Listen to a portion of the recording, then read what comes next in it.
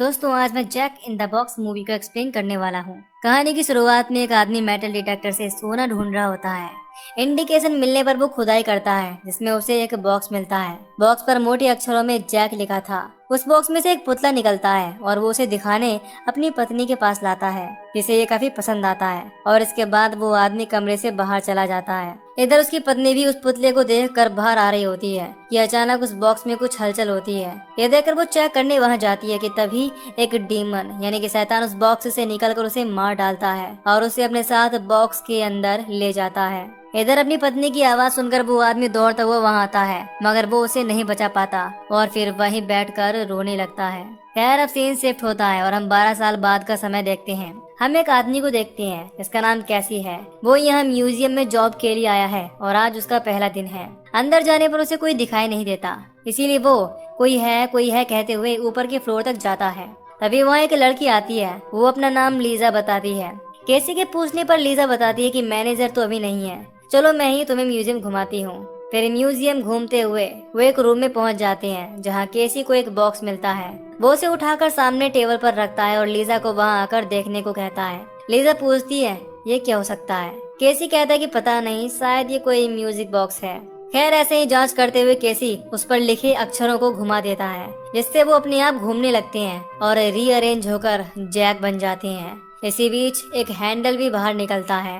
केसी के हैंडल को घुमाने पर एक म्यूजिक प्ले होता है, मगर अचानक से एक पुतला बाहर निकलता है, जिससे वो डर जाते हैं। लीजा डर के कहती है ये कैसा खिलौना है। मैं डेविड को कॉल करती हूँ, वो एक एक्सपर्ट है, शायद वो हमें कुछ बता सके।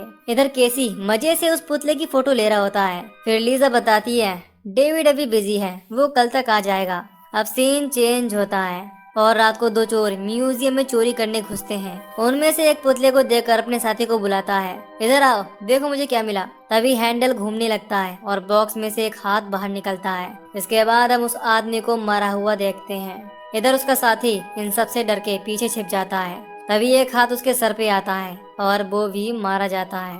अब सीन चेंज होता है। उसी रात लीजा और केसी किसी कैफे में बैठे होते हैं। वेटर के आने पर वो अपना ऑर्डर देते हैं। अब बातें करते हुए केसी बताता है कि किसी इंसिडेंट की वजह से मैं पिछले 6 महीनों से सही से सोया नहीं हूँ। और लीजा भी शेयर करती है कि वो म्यूजियम में पार्ट टाइम जॉब सिर्फ पैसों के लिए कर रही है, क्योंकि उसकी मॉम काफी बीमार रहती हैं। इसी बीच वेटर उनका ऑर्डर लेकर आता है और वो खाना एंजॉय करने लगते हैं। इसके बाद घर जाने पर केसी आज फिर से सही से नहीं सो पाता। यहाँ हमें पता चलता है कि 6 महीने पहले केसी की वाइफ की डेथ हो चुकी है और मरने से पहले उसने केसी को कई बार कॉल किया, मगर किसी वजह से केसी उस वक्त कॉल रिसीव नहीं कर सका, जिसकी वजह से वो खुद को अपनी वाइफ की मौत का जिम्मेदार मानता है।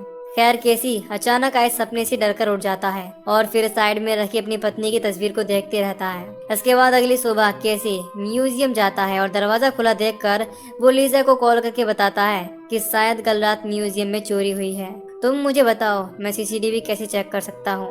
लीजा बताती है म्यूजियम की मैनेजर रेचल काफी कंजूस है, उसने सीसीटीवी ठीक नहीं कराया, वो काम नहीं करते हैं। इसी बीच डेविड वहां आ जाता है और फिर बॉक्स को करीब से देख के डेविड बताता है कि ये बॉक्स मिड या लेट विक्टोरियन एरा से है। कुछ लोगों का मानना है कि जैक इन द बॉक्स को फ्रांस में बनाया जाता था शैतानी ताकतों को रोकने के लिए। एक बार ये बॉक्स ओपन हो जाए तो उसकी भरपाई आसपास के लोगों को मार के करता है। दूसरी ओर केसी डेविड की हर बात बड़े ध्यान से सुन रहा था ताकि वो यहाँ आने वाले विजिटर्स को ये रोचक बातें बता सके। फिर केसी पूछता है कि मैं और कहां से जान सकता हूँ इसके बारे में। इस पर डेविड किसी मोरिस नाम के बंदे के बारे में बताता है कि उसे डीमोनोलॉजी में एक्सपर्ट माना जाता है। इसके बाद डेविड वहां से जाने लगता है और केसी बस यूं ही बॉक्स पर 2 लिखा देखता है। अब सीन चेंज होता है और केसी बैठा कुछ सोच रहा था। तभी एक विजिटर वहां आती है जो उससे ऊपर जाने का रास्ता पूछती है। फिर सीढ़ियों से ऊपर जाकर वो म्यूजियम में लगी तस्वीरों को देखने लगती है। तभी अचानक लाइट ऑफ हो जाती है और तभी कोई उसका गला दबाने लगता है, जिससे उसकी चीख निकल जाती है। उधर उस औरत की चिल्लाने की आवाज से केसी की आंख खुल जाती है। इधर वो डीमन आकर उस औरत को मार देता है। इसके बाद बॉक्स पे लिखा नंबर 2 से शिफ्ट होकर 3 हो जाता है। अब केसी उस औरत को ढूंढता हुआ ऊपर आता है। हेलो, आप कहाँ हैं? अब रात होने पर केसी आज फिर से सो नहीं पाता, इसीलिए वो वॉशरूम जाके कुछ स्लीपिंग पिल्स लेता है ताकि उसे नींद आ सके। अब अगली सुबह म्यूजियम जाते हुए केसी एक पोल पर उस विजिटर की तस्वीर देखता है। लिखा था कि ये मिसिंग है। साथ ही दूसरे पोल पे उन 2 चोरों की तस्वीर भी लगी थी। फिर म्यूजियम आकर केसी डेविड के बताए एक्सपर्ट मॉरिस को इंटरनेट पे सर्च करता है। उसे एक वेबसाइट मिल जाती है जिसमें जैक यानी उस डीमन का पूरा नाम जैक एस टेनरा बताया गया है। लिखा है कि उसका कद 6 से 7 फीट है और जैक सिर्फ तभी बाहर आ सकता है जब कोई उस बॉक्स को खोल दे। वो 6 लोगों को अपना शिकार बनाता है। उसके बाद वो फिर से उस बॉक्स में कैद हो जाता है। ये सब पढ़कर केसी हंसते हुए पुतले की ओर देखता है। उसे ये सब मजाक लग रहा था। खैर अब वो आगे पढ़ने लगता है। इधर पुतला अपनी गर्दन केसी की ओर घुमा लेता है और केसी की अगली बार देखने पर वो ये चीज नोटिस कर लेता है और सोच ही रहा होता है कि क्या सच में गर्दन घूमी है या नहीं। तभी पीछे से म्यूजियम की मैनेजर रेचल वहां आती है और वो केसी को जाते वक्त दरवाजा बंद करके जाने को कहती है। इस पर केसी कहता है कि मैंने कल भी डोर लॉक किया था, यहाँ जरूर चोरी हुई है। जो भी है, कहते हुए रेचल उस बॉक्स को अंदर टॉय सेक्शन में रखने को कहकर चली जाती है। फिर केसी कहे मुताबिक उस बॉक्स को वहां रखकर जाने लगता है। नीचे उसे म्यूजियम क्लीनर मिलती है। उसे गुड बाय विश करते हुए वो घर की ओर निकल जाता है।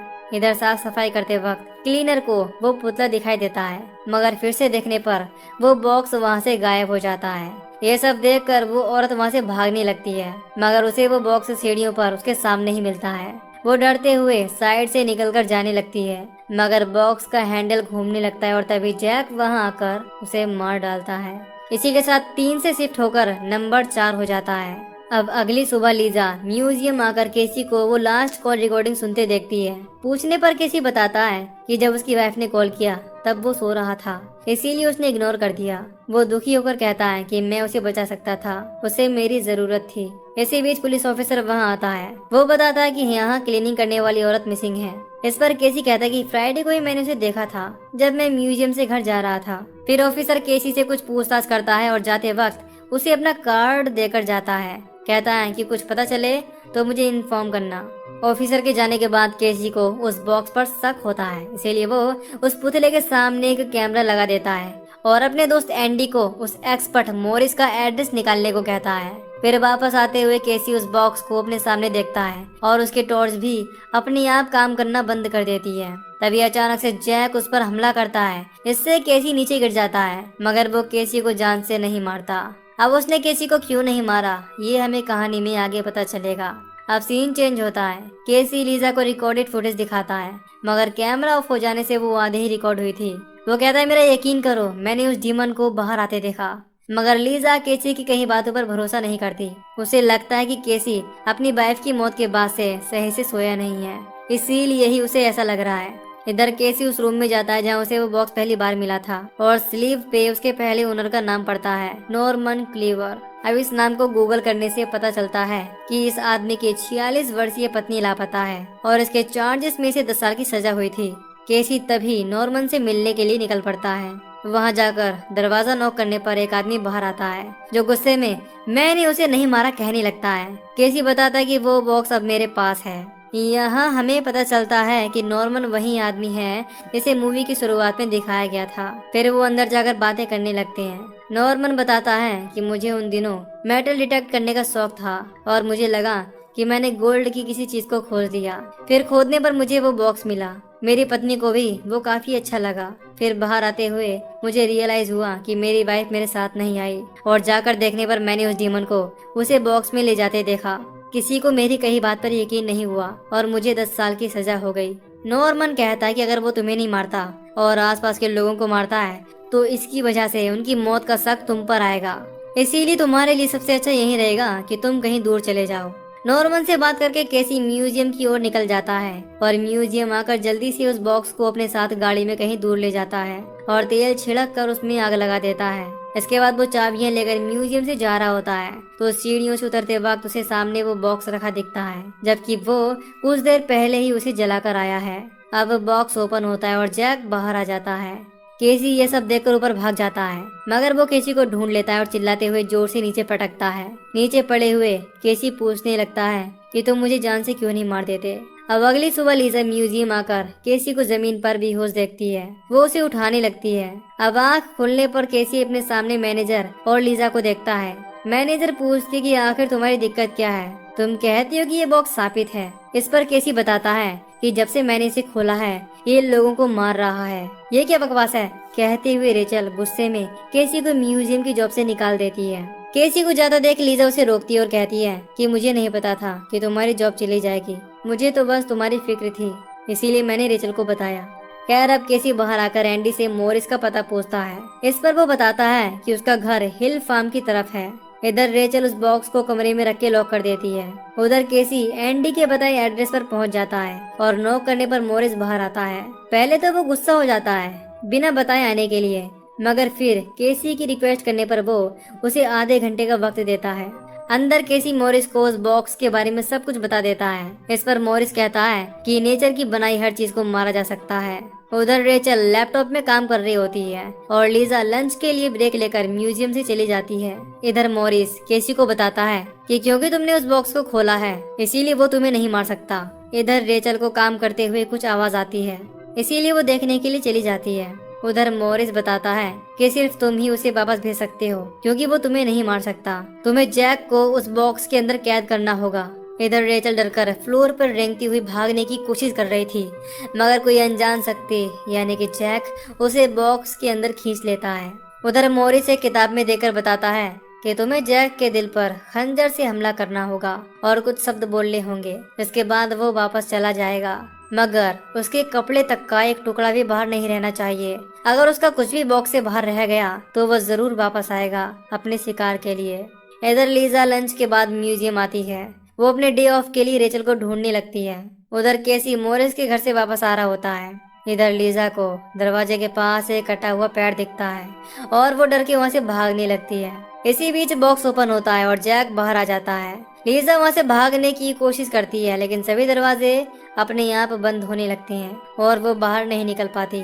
उधर केसी भी म्यूजियम में पहुँच जाता है और भागकर अंदर आता है बॉक्स को लेने के लिए। इधर जैक लीजा पर जोर से हमला करके उसे अधमरा कर देता है। दूसरी तरफ केसी अंदर आकर देखता है कि सारा सामान इधर उधर बिखरा हुआ है। इसी बीच उसे जैक दिखाई देता है और वो उस पर हमला कर देता है, इससे केसी बेहोश हो जाता है। इधर लीजा अब जैक को अपनी ओर आता देखती है। काफी चोट लगने की वजह से वो भाग नहीं पाती। दूसरी ओर आँख खुलने पर केसी को लीजा के चीखने की आवाज आती है और जाकर देखने पर केसी देखता है कि जैक लीजा को खींचकर बॉक्स के अंदर ले जा रहा है। ये सब देखकर केसी पास में रखा खंजर लेकर पीछे से हमला करके जैक के दिल पर वार कर देता है। इसके बाद जैक नीचे गिर जाता है। अब बॉक्स ओपन होता है और वो जैक को अपनी ओर खींचने लगता है। इसके बाद जैक बॉक्स में बंद हो जाता है। इधर केसी लीजा को उठाने लगता है कि तभी पुलिस वहां आ जाती है क्योंकि लीजा ने जैक से बचकर भागते हुए पुलिस को फोन किया था। ऑफिसर केसी को इन सब के लिए जिम्मेदार मानकर अरेस्ट कर लेता है और उसे इंक्वायरी के लिए पुलिस स्टेशन ले जाते हैं। इधर लीजा भी मोरिस से मिलने जाती है क्योंकि उसे सब सच साबित करके केसी को जेल से निकलवाना है। मोरिस बताता है कि क्या तुम जानती हो अपने एक शिकार के बाद जैक 3 साल तक जिंदा रह सकता है। उसने 5 लोगों को मारा है, यानी अगले 15 सालों तक वो बॉक्स किसी को ओपन नहीं करना है। इसके लिए तुम्हें उसे कहीं दफनाना होगा। इस प्लान को पूरा करने के लिए लीजा म्यूजियम वापस आती है। उधर पुलिस ऑफिसर केसी को सब सच बताने को कहता है क्योंकि उसकी कई बातें ऑफिसर को झूठ लग रही थी।